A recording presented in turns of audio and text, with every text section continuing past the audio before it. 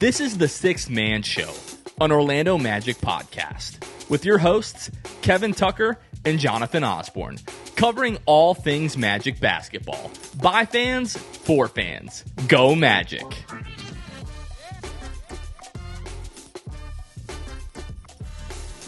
What's going on, Orlando Magic fans? You guys are back with the Sixth Man Show. Today is August 5th, 2024. Jonathan Osborne here.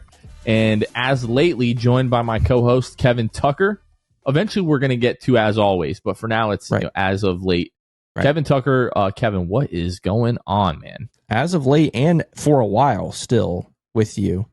I didn't know if you want to talk about it, but I think we could give the folks an update. Yeah, I talked about it last week saying, I've got the surgery coming up in 11 days. And then on Friday, it got postponed. So, Jonathan, you're stuck with me for another 6-ish weeks. Surgery is now September 18th, which means it's pushing up into the Magic season, means I'm going to miss Media Day, means all these things. It's brutal. It's crushing. But at least we get to hang out, talk a little more for 6 weeks. I'll be around for the schedule release, which is great. We're going to talk about the schedule later. But yes, all that aside, doing pretty stinking well.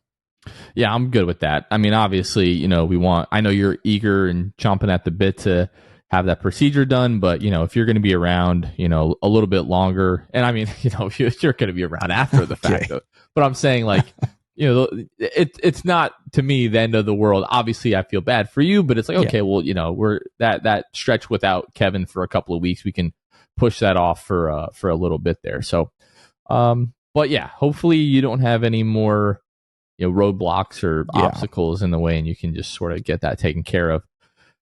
I am in the not direct path, but we're starting to get affected by the outer bands of tropical storm. I don't know if it's still a tropical storm or if it's a hurricane yet, but Storm Debbie. So this is probably going to be a little bit shorter of an episode because I could probably lose power at any minute now. We want to make sure that we get this episode up and get it out to all of you so that while you might be dealing with, whatever is going on with this storm, maybe you'll have some Orlando Magic content to listen to. Kevin, I want to take us back to Friday to the Olympics in group stage, Group B to be more specific. Germany's final group stage game against France. Basically, the winner of this game was going to win Group B. Both teams, I believe, they're moving on into the knockout round. But this was Germany's biggest test of the Olympic tournament so far. Couple of warm-up games, if you will. Big win over Japan, very manageable win over Brazil Tuesday of last week. But going into this game against France, if you're not familiar with the French national team, their Olympic roster, just loaded with either NBA or ex-NBA guys. Frank Ntilikina, Nick Batum, Gershon Yabusele, Evan Fournier, Nando De Colo, Rudy Gobert, Victor Wembanyama, Bilal Coulibaly, just up and down their roster, it is stacked with NBA talent. So although I did feel good about Germany's chances going into this game, because France hasn't looked great, they've looked pretty solid, but did I think that they were head and shoulders better than Germany going into this game? I definitely have not. Now, for those of you who over the last 3 off seasons that have been listening to our show during the off season, you'll know that we religiously followed this German national team because of Franz and because of Mo Wagner. But going back 2 seasons ago or 2 off seasons ago when they played in Eurobasket, and I believe they lost in the semifinal or the final of Eurobasket. And then last year when they won the FIBA World Cup. And now this summer, paying attention to this German national team, so many guys that we've become more familiar with. And I just can't help but find myself really invested emotionally, not just because of Franz and Mo, but just up and down the roster, guys that we've been following for the last couple of summers. Johannes Voigtman, Nick Weiler-Babel, though he did not play last year in the World Cup and his presence was missed. Johannes Thiemann, Andreas Obst, Dennis Schroeder, obviously, Daniel Tice, Niels Gaffey, all of these great guys that playing up and down for this German national team roster. They don't have as much NBA talent as this France team does, but Franz Wagner and Dennis Schroeder, when those guys are playing at the level that they did on Friday, it really doesn't matter. Obviously, we're going to speak more about Franz. 26 points, 8 of 15 from the floor. He was 6 of 10 from 2 of 5 from behind the arc, 8 of 8 at the free throw line, added 5 rebounds. Just a really dominant game for Franz Wagner. Had the switch hand dunk over Victor Wembanyama, had the other dunk basically over the entire nation of France in the second half that really just lit the internet on fire, Kevin. And it seemed like everywhere you looked Friday around Twitter, specifically NBA Twitter, basketball Twitter, Franz Wagner was the story of this game, and he was the story of Friday. What were your thoughts, just this Franz Wagner performance, Germany's big win over France? I was really impressed. Jonathan, think back with me to 2021. We draft this guy, Franz Wagner, out of Germany. And then obviously has his rookie season. I just remember his demeanor, his attitude, so much more reserved, so quiet. And then here we are 3 years later, and this guy is a maniac in the best way. Like, his swag out there, like, obviously he deserves it, right? Like, you earn the right to have that kind of attitude, right?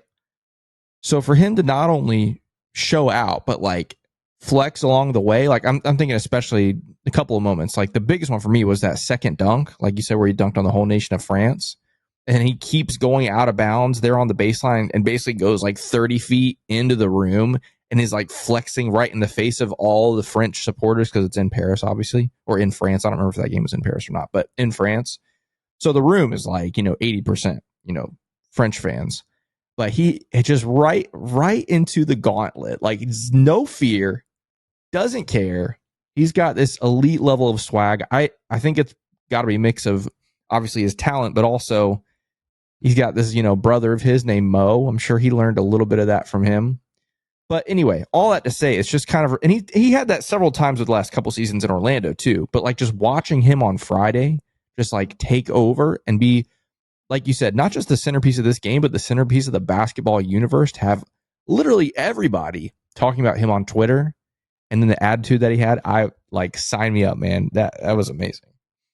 Really impressive. I think one of the things that I love most about Franz, like you said, is just the way that we've seen him grow over the course of the last couple of years. And one criticism that I've had at times, I know other people have had at times with Franz, is like, he can drop 30 points on Detroit or Charlotte or whoever, but sometimes in the bigger games, like, leaves you wanting more, This game, like, I know sometimes when we talk about international basketball on this show, because I think we pay more attention to it because it's the closest thing that we can really get to Magic basketball during the off season. So it's like, if we can watch these guys, whether it be summer league or it be international basketball, like, we in the moment react to it almost similarly to Magic basketball. But European sports culture and European basketball culture, so Germany's in like total control of this game.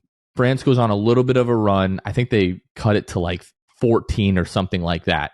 And you see the French supporters like all arms around one another, jumping up and down in the stands. Like, you don't ever see that in most American sports, especially not basketball.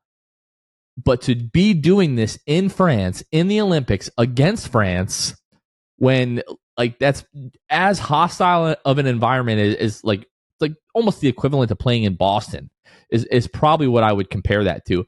But for France to have the type of game that he did, to your point, show the amount of swagger that he did, and just like, hey, I just dunked on your entire team and I'm going to let you know about it, was just so much fun. And one thing about this game, Franz shooting 2 of 5 from behind the arc, which is equivalent to 40%. It really shows you, like, if this guy's three ball is falling, there is literally nothing you are going to be able to do to stop him. One thing that, if you watch international basketball, a lot of times you'll notice that the scores of these games are much lower than like your typical NBA game. The games are shorter. It's only 10-minute quarters, but also just the style of play like lends itself to lower scoring games. So in this type of game on this stage, in that format, to have a 26-point game. Like, that's almost like having like a 35 or a 40-point game in the NBA. Yeah. An efficient like, this was a 26 massive points, yeah. Yes. Like, this was a massive, like, super efficient game from Franz Wagner. And like, people that know ball and are watching this tournament and watching this game, it was just echoed around like the basketball sphere on Friday of just how impressive that performance was, how impressive Franz Wagner was. We have to talk a little bit about Dennis Schroeder. Obviously, doesn't play for the Magic, but apparently there are a lot of people that wish he would. I saw a lot of that Friday and Saturday, but Dennis Schroeder had 26 points. He was 10 of 17 from the floor, 6 of 10 from 2, 4 of 7 from behind the arc.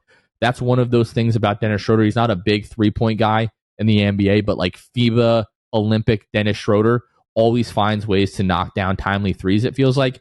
And he was incredible as well. And then a lot of guys on the German national team supported those two guys. But it was very much like the Dennis Schroeder and Franz Wagner show on Friday. Yeah, that's cool about Dennis. Let's talk more about Franz. So just kidding. One of the things that a lot of people are saying trade for Dennis. I know. I can't go there. I just can't. Like, he's incredibly streaky. Like you said, he had a great day Friday. That's not always the case, though. And that's partly him, partly the setup with the German national team. But anyway, I'm okay with Adam. What I was going to say about Franz, you talk about different people talking about him. I don't like Dwayne Wade. I won't pretend to. Haven't liked him since, what year was Aaron Gordon in the dunk contest when he robbed him? That was 2020. 2020. Oh, wait, 2020. Oh, 2020. Wow, that was really? So he was robbed in 2016, but right, I think that's what you're referring to the entire conspiracy with Derrick Jones Jr. and them saying, "Oh, we're all going to do this score so that there's another, another round," and then Dwayne Wade changed his score so that Derrick Jones Jr. would win. Yeah, that was 2020. Okay, gotcha. So I really started hating him then. Really didn't like him before that, but it was kind of cool to hear Dwayne Wade, say nice things about our guy on multiple occasions, especially the second dunk. He said it got him out of his seat, and then he posted on social media afterwards, Franz has a new fan in him, Dwayne Wade, so that was kind of cool. But I'll keep my I'm not going to keep my opinions to myself. When I think somebody is an idiot, I don't listen to them when they say dumb things, and I don't listen to them when they say smart things either. He's a clown to me. Yeah, of course. I already know all those things they're saying about Franz. I'm glad everybody else, in the universe was able to see those kind of things. Yeah. The fact that, game does recognize game. I will not act like Dwayne Wade was not an incredible basketball player in his time, one of the greatest shooting guards of all time. So the fact that he's able to recognize the level of talent that Franz has, sure, that was nice, but did it make me feel any bubbly inside? No, he's still a loser to me. Yeah, he's an idiot. And when idiots say dumb things, I'm with you, I don't listen. But when idiots say things that help the propaganda, I'm going to take it. So I'm going to grab it. I won't hold it against you. Okay, so there's that. You mentioned some things that sometimes people can criticize Franz for. Another thing that sometimes people criticize Franz for, especially because there was a certain play in the playoffs this past year that, points to this, is finishing strong at the rim, right? He's a great finisher at the rim, but sometimes if there's a defender there, some people wish he would be a little more forceful, throw it down even. I thought it was interesting that we saw that on Friday where he had his early layup was blocked, and then he came back with not one. Oh, you just brought me back to the Evan Mobley play. I was like, wait, what is he talking about? And then I had to go back. I wasn't going to be too specific. Yeah. Didn't want to bring back the wounds. Was that game 5? Yeah, it was game 5. Some people still blame Franz for that. I still think Evan Mobley made a great play. He's a great defender. Crazy wingspan, just made a great play. Some people thought Franz should have thrown it down or switched to the other hand. I don't know, maybe. But I mean, credit to Franz. He's known for that though, like these sneaky, like out of nowhere throwdowns. I mean, think back to his rookie season in Minnesota. Like that's the game where he arrived, and you and I did this emergency podcast that will go down in the record books because that's where we realized, holy crap, we got this guy. Like at 8, it was crazy. But anyway, I loved that. Obviously, we know he's fearless. He doesn't care who's in the paint, but the fact that he got swatted early, pretty nasty, and then turned right back around, had that really awesome fast break dunk where he kind of went like around behind his head. It was kind of funky. And then that second dunk, man, that's going to be the dunk of the tournament. Like there won't be a better dunk in all the Olympics probably than that dunk. But yeah, anyway, yeah, Friday was awesome. Tuesday they play Greece, 5 a.m. Eastern time, which is tragic. We just got done a couple weeks ago getting on this show and being like, oh, look at all these great tip-off times, 11 and 3, and then we get a 5 a.m.er. But, the tough thing for Germany, though, Jonathan, they have the tough side of the bracket, right? Compared to the United States. Ultimately, because the United States and Germany were the two best teams in the group stage, they cannot meet again until the medal round, either the gold medal game or the bronze medal game, right? Which is cool. I'm still like, the idea of Franz and Mo going against the United States for a gold medal, fire me the heck up, man. That'd be crazy. But the negative is Germany does have a very tough potential road to get to the final. Yeah, Germany, Greece, that's going to be Tuesday, like Kev said, at 5 a.m. And then later that morning, France is going to take on Canada in like the other part of that same Germany side of the bracket. So if Germany does beat Greece, then they'll face the winner of France and Canada. That's going to be a really good game. And then the United States plays Brazil, which the United States, it looks like they're going to basically walk to the gold medal game. Yeah. Because then they'll play the winner of Serbia and Australia. And although, Serbia and Australia are good teams, is it a complete given that the United States will get to the gold medal game? No. They might be challenged a little bit, but I think everybody expects the United States to reach the gold medal game. Germany should beat Greece, in my opinion, although they do have Giannis. Anything can happen in a game where you have Giannis and Antetokounmpo. And then France and Canada, that game is probably going to be close and come down to the wire. I'd probably expect Canada to come out of that. Germany had a big game, I believe it was last year in the FIBA World Cup against Canada. I might be remembering Eurobasket from the year before. But like Germany has their work cut out for them to get to the gold medal game. But the fact that it could be Germany and the United States in the gold medal game, which would be a rematch of last year's semifinal in the FIBA World Cup. Although the Germany team is mostly the same, the United States team is completely different. Yeah. One thing that I'm regretting is I meant to go and place a wager on Germany to win this tournament before, because last year I bet on Germany to win the World Cup, and that turned $20 into $500 for me. Golf clubs? And exactly. That is correct. That turned into golf clubs for me last year. But I don't think Germany's odds were quite as long in this tournament, but I think this is going to be like the last tournament where you can really get Germany at like a good value. Moving forward, I think they have to be, top 2-3 favorites in every tournament, like the rest of the way. They just play too well together. They're really good defensively. They have guys that can light it up from behind the arc. They have Dennis and Franz, guys that can go and create their own shots. They're, big enough to handle the physicality of this, FIBA international style, but they can also go small and like really hurt you from the perimeter as well. Like this team is just so much fun to watch. We've been talking about this, I feel like, for the last 3 summers. If you have not watched this German team because you're like, oh, it's international basketball, I don't really care about that. Like if you are just a basketball fan in general, you need to check out this German national team. But I think I'm going to get up Tuesday morning to watch that game because it's the knockout round. I know that, if they lose at this point, they'll be out of the tournament. Now, if they make it to the semifinal and lose, they could end up in the bronze medal game, but they have to win on Tuesday. So, yeah, I'll be firing up the coffee pot at about 4:55 a.m. on Tuesday. Sit here and watch Germany take on Greece. That's going to be a lot of fun. Now, Kevin, we are probably somewhere around like 2 to 2.5 weeks away, if our calculations are correct, from the release of the NBA schedule. I think last year it was like the 21st, 22nd of August, somewhere around there. Like usually it's somewhere around that third-ish week of August, between like the 17th and 23rd, I think is the window that we normally find that in.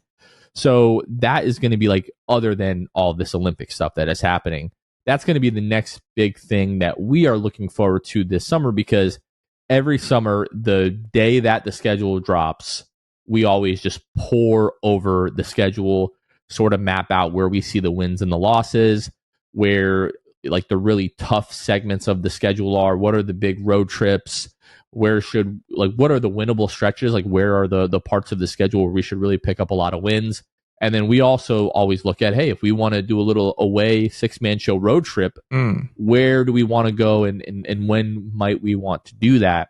So that's what I want to talk about now. Again, probably being a little bit more than 2 weeks away from the release of the schedule for anybody who is interested in the schedule. Because to be honest, before the podcast, it wasn't really something that I would pay a ton of attention to. But now it's something that I really look forward to, and it's something that I really enjoy going through every season. Kevin, what are some of the things that, let's say you're a Magic fan and you're not really typically going through the schedule the day that it comes out? What are some of the things that we should be looking for? Yeah, so there are some specific matchups that maybe we can talk about later. There's always going to be teams that you're interested in seeing the Magic play. I've got a handful of teams that we can talk about in a second, but some of the stuff that you touched on earlier is exactly right. First thing, though, obviously, I look at how do we start, how do we finish, right? Like, for me, I talked about this, last season. Maybe it's been 2 off seasons ago. I don't know. I always want to at least have the season opener or the season closer at home. I want one of those at home. Give me the season opener at home. That's great. I'll finish the season on the road. Or if I got to start on the road, let's finish the season at home. Last season, we were super fortunate because we got both. We got a season opener at home, and we got to close the season at home. Both ended up being very important, might I add. I mean, the first one wasn't necessarily super important, but it was really fun, and it was a good tone setter for the season. That home game against Houston to tip the season off. But the game at the end of the season, closing the season at home, that was quite literally make or break. It came down to it, which is pretty awesome. I expect the Magic to have something to play for again, probably on the final day this season, and probably for the next several seasons. Like, we're now hopefully cementing ourselves as a playoff team, and playoff seeding will usually be on the line in the final days. And so I'm going to look at that first. Opening day, closing day, are the Magic at home? Because sometimes that can be super important. You also talked about road trips. Looking back again last season, another just quirky, wacky thing we had never seen before. One home game before you go out west, which was we've never seen anything like that. Last season, at Portland, at the Lakers, at the Clippers, and at the Jazz is your 2nd through 5th game of the season. That was ludicrous. That's not going to happen again. But how early is that first West Coast trip? You're always going to have at least 2 of those. So those are another couple things that I looked out for. Homestands, that kind of thing. Obviously, we can talk more about that. But what are some of the things that you particularly look for when the schedule first comes out? Yeah, I think usually what I look for, other than like, okay, what's the first game of the year? Are we home? Are we away? Because like usually within a couple of days of the schedule releasing, like regular season tickets will start to go on sale. Right. I always have to be there for the home opener. That's something that my wife and I have done for like 11 straight years now. So that's what I'm like, okay, when is that? I need to start making plans for that. Like that'll be what I text my wife. Like when we get the schedule, she's usually across the house, either working or with the kids. And I'll say, okay, first game of the year, home opener is October 25th when we play Houston, right? Another thing that we've had to start looking at in recent years is like, okay, when are we going to be doing watch parties? So watch parties, when we partner with the Magic for those, typically the Magic like to do those on Friday nights because there's a better chance that there's going to be a good turnout. And they like doing those against marquee opponents. So if we're playing in Boston or if we're playing in Chicago, like that's the type of opponents that we try to aim for with those watch parties. So I'll start looking at that. But typically what I look for is like, okay, what is going to be the toughest stretches of the season, right?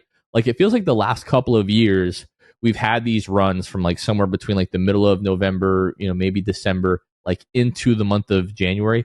Last year, it just so happened to be that it started like right at the beginning of December and it went all the way through the month of January. Like it was basically a 2-month stretch where almost every single night you were playing a team that from the year prior was squarely in the playoff picture. And as we went through that stretch this year, those teams were really still in that playoff picture. So that's what I like to look out for. Then I like to go through and I try to find the games that are like really winnable. So for us this past year, that really started after the All-Star break, where it's like at Cleveland, at Detroit, at Atlanta, home for Brooklyn, home for Utah, home for Detroit, at Charlotte, which we were there for that game, March 5th, at Washington, at New York. That game was brutal to watch, by the way. Mm-hmm. Home for Indiana, home for Brooklyn, at Toronto, home for Toronto, home for Charlotte, home for New Orleans, home for Sacramento, home for Golden State, home for the Clippers, home for Memphis, home for Portland, at New Orleans, at Charlotte, home versus Chicago, at Houston. Like almost you have like a good month and a half stretch run there where every other, like not every other night, but most nights, like 4 out of 5 nights, you're in a position where you should be able to win the game. And to the Magic's credit, they did do that. That's why they were able to really like put themselves squarely in the playoff picture, down the end of the season. And with that final win against Milwaukee, they were able to stay out of the play-in. But that's what I like to look for. Like, what are the like winnable stretches? Where can the Magic sort of schedule losses? Like, okay, this is the second night of a back-to-back. We're playing in Boston the second night of a back-to-back, and it's the fifth game of a 5-game road trip or whatever. Like, you're probably going to lose that game. We try to find those, but also just see like, hey, these are the games that the Magic should be able to win. And then we usually just like start at the very start of the schedule. We go through the entire year, sort of pick the wins and losses. And last year, the Magic outperformed a little bit, but I think if we go back and track like what we thought were going to be the wins and what were going to be losses, we probably did pretty well. I think you and Luke were at like 41 or 42. I think I was 42. at 42 or 43, like right in that area. Yeah. So yeah, the Magic outperformed, but not to the extent that you would think of like, oh, right, they really blew our expectations out of the water. Like number wise, they did. But I think it was just like the level of play that we were able to see like during some of those stretches where they were winning. But yeah, I think those are typically like the main things that I look for with the schedule. Yeah, and let's just clarify. They only barely blew our expectations out of the water. Well, who they blew out of the water was Vegas, right? Vegas was the one that totally undersold them. Those of us that know this team, 47 wins was crazy, but it wasn't crazy. A couple other things for me. First off, the addition of the now officially named Emirates NBA Cup does whittle down some of what the schedule could look like, right? So obviously that was introduced last season, in-season tournament. Now it is called the NBA Cup. Because back in July, I think it was when they announced the rest of the opponents for the Magic's group, which were the Sixers and the Hornets, which will be at home at the Kia Center, and then Knicks and Nets. Those are the other 2 teams on the road. So we know we're going to play those 4 teams sometime between, what are the dates? November 12th to December 3rd. We know we're going to play those 4 teams in some order, those certain games at home, those certain games away. The other thing that I do, John, by the way, Tuesdays and Fridays, I should clarify. Those are the NBA Cup days during that stretch, Tuesdays and Fridays, just like last season. The other thing, and now this is like elite nerd level stuff here. If there's certain parts of the year that I'm interested in, Jonathan, I go to Kia Center's website and I see what is already scheduled at Kia Center. So, for example, Jonathan, let's take opening week. The NBA season tips off Tuesday, October 22nd. Obviously, we know on the 22nd, the reigning NBA champions are going to play because that's when, their banner goes up. Outside of that, there'll be another matchup on TNT for the last time, by the way, opening night there. Then Wednesday is when most other teams tip their season off. Kia Center is open on Wednesday, October 23rd. I'm just saying.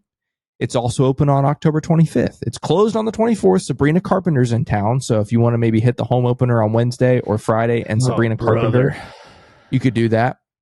But anyway, so there's that. Looking into November where, the NBA Cup stuff starts, there's only one Tuesday or Friday that's booked, and it's actually the Battle of the Bands, which is awesome, by the way, on Friday, November 22nd. And that's the only time. So all those other Tuesdays and Fridays during the NBA Cup stretch are wide open. So that doesn't really narrow down as far as like a home schedule goes. Christmas, a lot of people think the Magic should get a Christmas game this year. I, by the way, give that about a 0.1% chance. I think Magic fans have these Magic colored glasses on, which is great. That's what we love. But guys, we are so far. We are still so far from like the upper echelon of the national media. Like we're not sniffing at a Christmas Day game. Okay. I would say next year at the earliest, and even that feels like a long shot. Next year at the earliest for like a 10:30 p.m. tip off in Phoenix on Christmas Day, maybe. maybe next year at the earliest. Probably But pretty far from hosting like a yes, 3 o'clock exactly. game or something like that. Exactly. I love the optimism, guys, but like I'll be honest, again, being on the nerd side, the Magic's games that they did have on national TV last year, really it was the OKC game during the regular season, absolutely tanked. Like did horribly on national, like the ratings were terrible. And so unfortunately, that's what the big wigs look at. They look at the numbers, and that game did terribly. The playoffs weren't that much better. Once you It get doesn't into help that they put them on NBA well, TV. yeah, but even the games that weren't on ATV didn't do great. But then after that, once you get in the rest of the year, January and beyond, there's only one thing on Kia Center's calendar for the rest of the year, so you can't really go off that the rest of the way. I think, Jonathan, something for me that, we talked about the stretches, like the winnable stretches, the really losable stretches. The next thing I look at is like certain teams. Like there are certain teams that I circle on the calendar. You have obviously your Miamis, right? When are we going to play the Heat? When are we going to beat the Heat? I think we're going to sweep the Heat this year. That's my prediction. Here we are months away from the season. I just think it's going to happen. I'm speaking it into existence. When are we playing Miami? This year for me, I really want to know when we're going to Boston again, because I think this team got a really nasty taste in their mouth from last year's weekend trip to Boston. That was a nightmare. I think this team wants revenge, and hopefully it's not both games in the same weekend.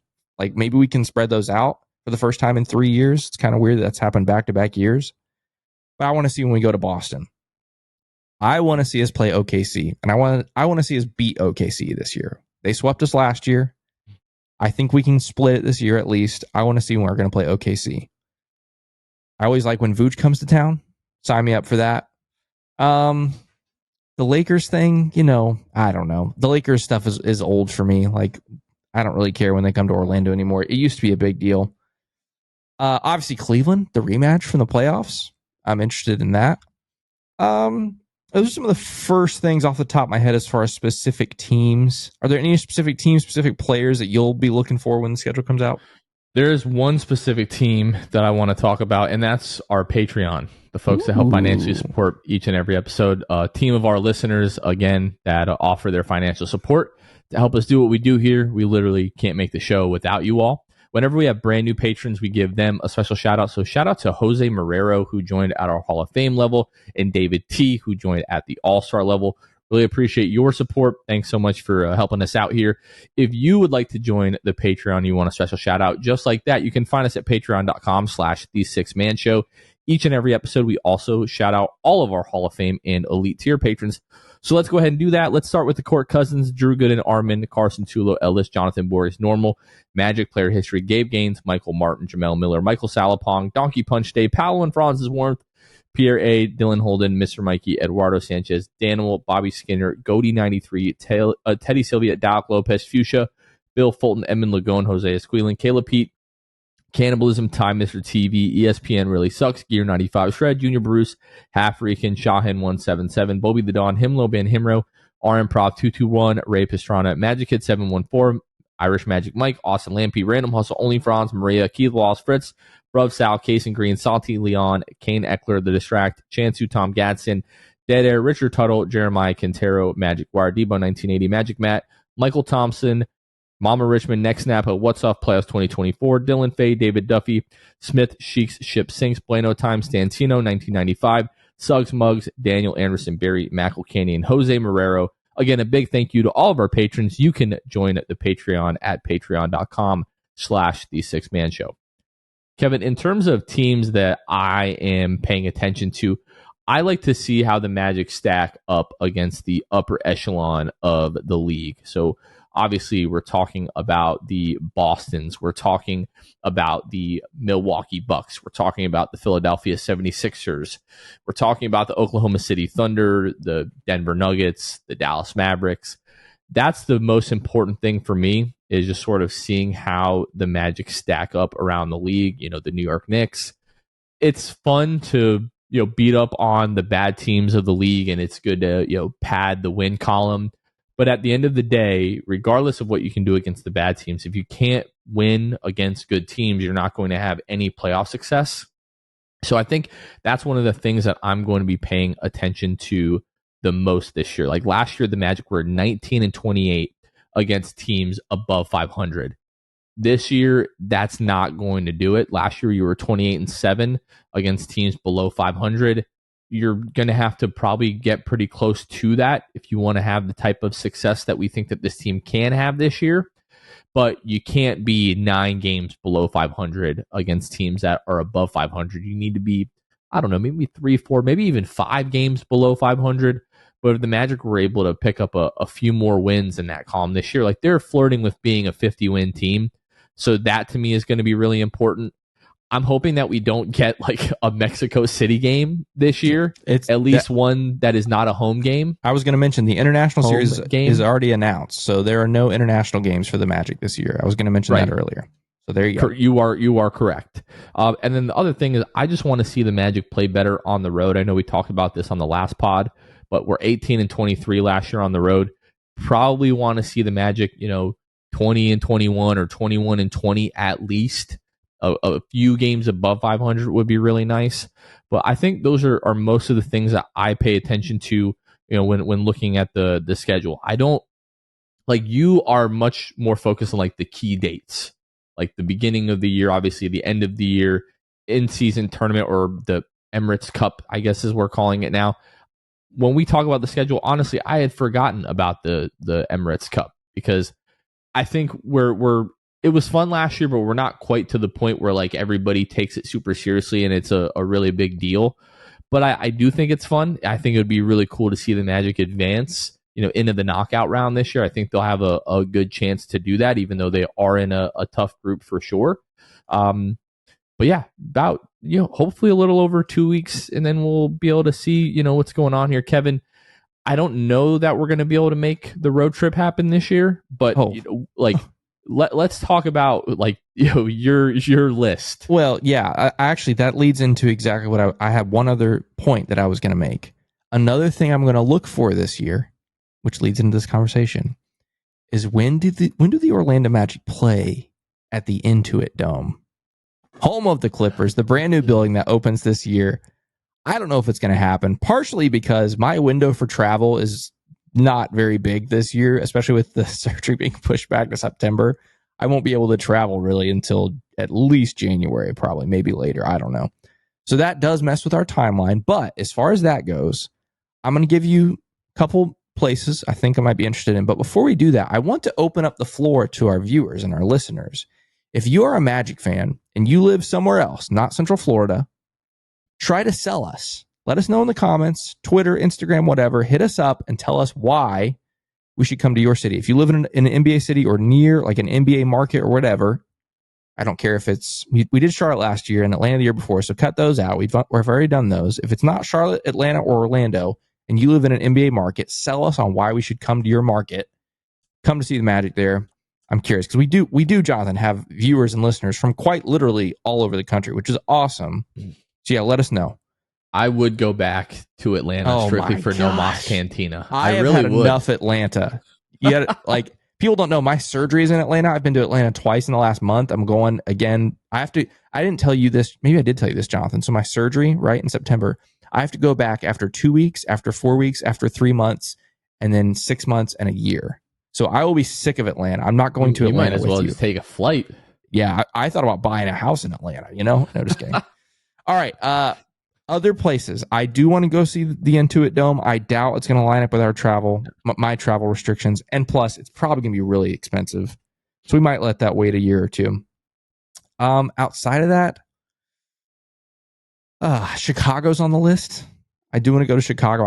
I've been to Chicago, but I have not been inside the United Center. I've been outside the United Center. I want to go in the United Center. I want to see the Magic play there. I want to see the house that MJ built, all that stuff. I want to see that. Jonathan knows one of the cities on my list is Utah. Not because I think Salt Lake City is like a party city or whatever. I just think it looks beautiful, like the downtown with the mountains and the surroundings. I don't know. I think that'd be cool. The party scene of any NBA city is not up there with one of the reasons that we travel. For either of us, no, we're very lame. MSG's on the list, obviously. I mean, we got to go at some point. You got to do MSG. I don't care what it costs. I mean, I do care. We don't have unlimited funds, but that's on the list. Well, if you'd like to see us in your city, you can go to patreon.com/the6man show. And the more, financial contributions that we get, it makes it possible maybe to make multiple road trips a year. But yeah. You, Jonathan, what road trips are you looking at this year? So last year we did want to go to Boston. We did. I'm not going to talk about why, because that person is not here to defend themselves. Why that trip didn't end up happening. But yeah.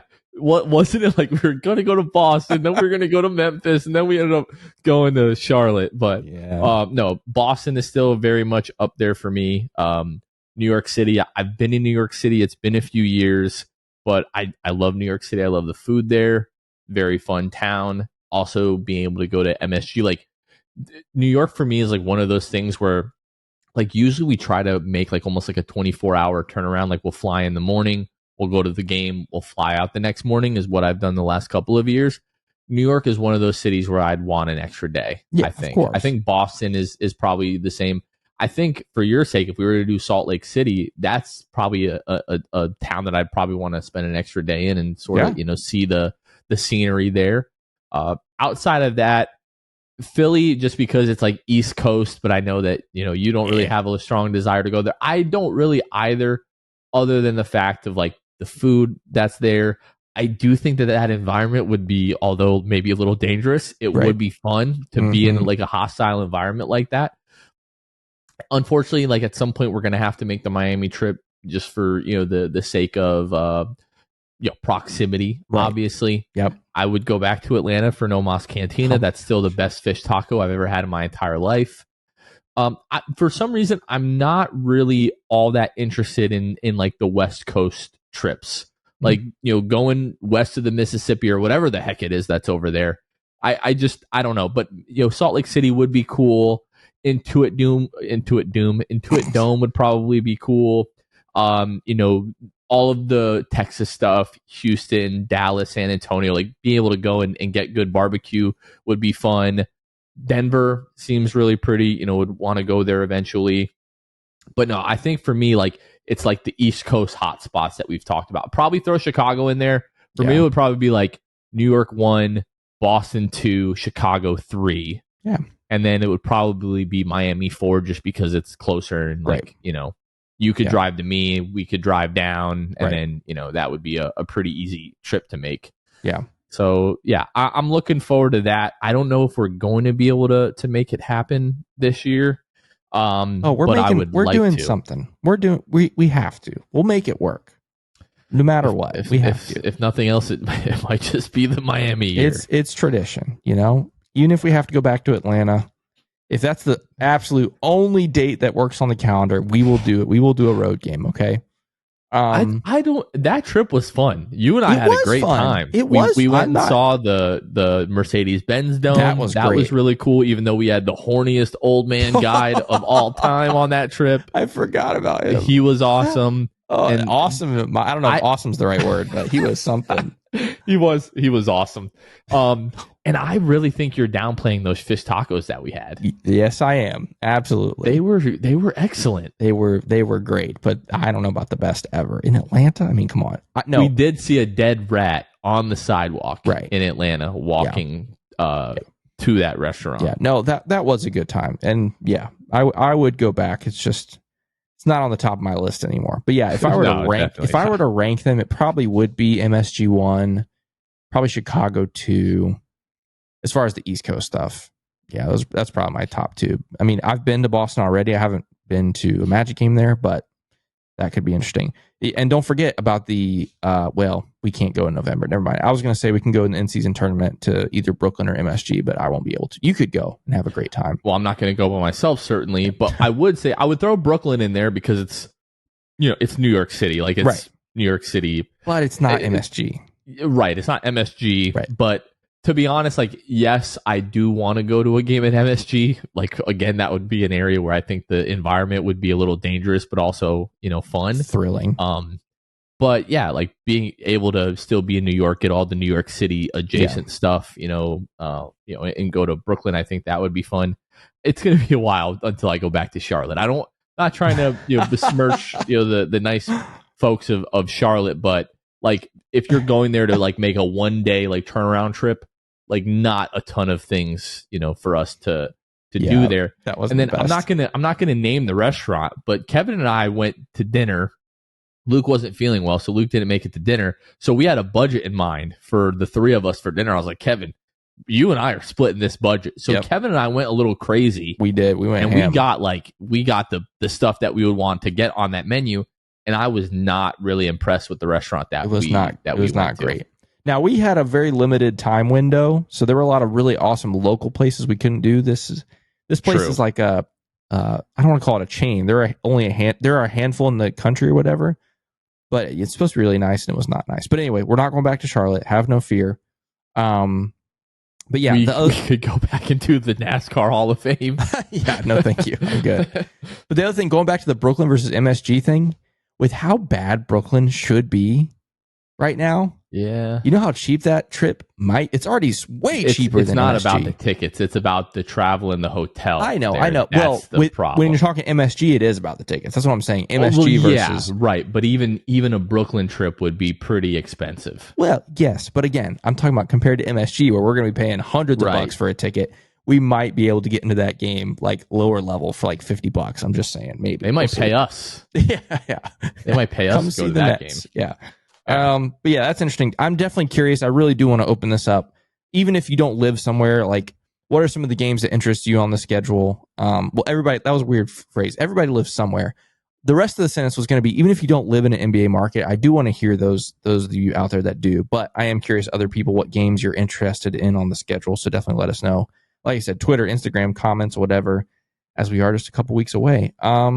Washington would be another one. But DC, yeah. So like DC would be fun, not because of the Wizards. One, the tickets are cheap. We've heard that quite a bit from Armin and Hannah. But that would be another one where I think we would need at least another day. Oh, yeah, I know that you've been there, yeah. But like there's a ton of stuff there that I would want to spend the day to see if we were to make a DC trip for sure. Yeah, maybe sometime like January 20th. Yeah, probably not that day. Probably not. No, I've always said I don't care if my brother became president. I would never go to that inauguration. That stresses me out. Like all those people. Okay, maybe I would. Even your brother. Okay, maybe I would. Grief. But I'm saying like there's that's regular old Aaron Rodgers. I love crowds. Like obviously I'm a diehard sports fan, but like the wide shots of the presidential inaugurations, I have zero interest. It's cold. Once the number gets to like 6 digits, I'm probably good. Yeah. Right? Like I know that there are some college stadiums that have 100,000 plus people that can be there. Right. That it would probably be fun. Once you get over 200,000 people, I'm probably good on that. Yeah. Yeah, no thank you. And there's pretty crazy. Usually at least 1 million plus at those inauguration ceremonies. Depends on which president you're asking, but yeah. Yeah, fair enough. Fair enough. I'm just kidding. There are definitely hundreds of thousands of people that go to that, but I will not be one of them unless the Magic are playing the Wizards. Maybe I'll think about it. Yeah, I don't know that would be enough to get me to DC around an inauguration. Thankfully, we don't have to worry about the Magic, playing in a playoff series in January in Washington, and the Wizards won't be in the playoffs this year. I was going to say really any Wizards playoff series anytime soon. So. Anyways, that's what we're looking forward to, in terms of the schedule. That's what we think, if you're interested in the schedule, that's what you should take a look at. And like Kevin said, we want to hear your thoughts as well and sell us. If you've been to an NBA city and you thought it was awesome and you thought, the arena was awesome and the in-game experience was really fun, all that kind of stuff, let us know. We can definitely be persuaded. I will let you know if the departing airport from your city has a Bojangles in it. That's going to get me a couple of extra points. Where I live, that's like the only time I really get to have Bojangles is when I'm traveling, like either out of Atlanta or Charlotte or something like that the last couple of years. So if the airport has a Bojangles, throw that in there, and that will sway me quite a bit. It doesn't take much to sway Jonathan Osborne. Just a certain fast food restaurant here, a random fish taco there. Like we literally went to Charlotte so that I could get cookout. Like that was a big factor for me in going to Charlotte last year. Unreal. The fact that we got cookout and then the next morning Luke and I hit Bojangles at the airport was like, this trip was completely made. And the Magic won. And the Magic one. Yeah. And we got to see J. Cole. That was really cool. Like 12 feet away from J. Cole. It was nuts. Jalen Suggs dunked on the entire city of Charlotte. That was Anthony really Black, cool as well. Anthony Black ran right next, like literally stopped right. He chased like a loose ball or something. We were baseline, and so he like stopped right here, right next to my face. I was like, hey, that was cool. It's good times. I didn't like the usher that kept yelling at us like people were just coming down to say hello to us like 45 minutes before the game, and this guy, I know he's doing his job, but he was like giving listeners a hard time, and that was kind of weird. But how did he not know who we were? Like, come on, bro. Good grief. Anyways, I think that is the perfect stopping point for this one. That's going to do it for this episode. For Kevin Tucker, this has been Jonathan Osborne. You all have been listening to The Sixth Man Show, and we will catch you guys next time. See ya. Thanks for listening to The Sixth Man Show. Be sure to subscribe on iTunes and Spotify to get new episodes downloaded directly to your phone. If you enjoyed the show, please take a minute to give us a 5-star rating and a review. It helps out the show a lot. Follow us on Twitter, Instagram, and Facebook at Sixth Man Show. We'll catch you guys next time. Go Magic!